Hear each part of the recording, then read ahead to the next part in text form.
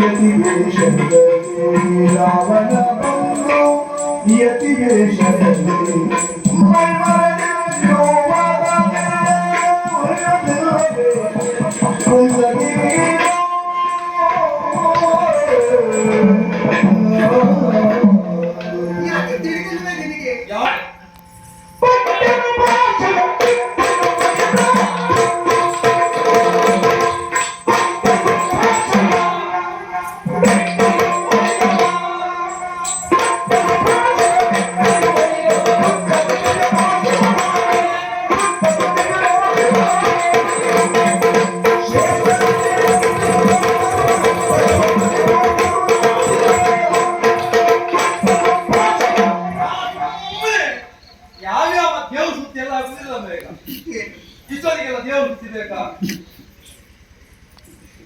ದೇವರ ವಿಚಾರ ಇಲ್ಲಿ ಗೋಳೋ ಅಂತ ಮಗನನ್ನು ಕಳ್ಕೊಂಡು ಅಳ್ತಾ ಇದ್ದೀರಿ. ನಿನ್ನದೇನಿದೆ ಅಮ್ಮ?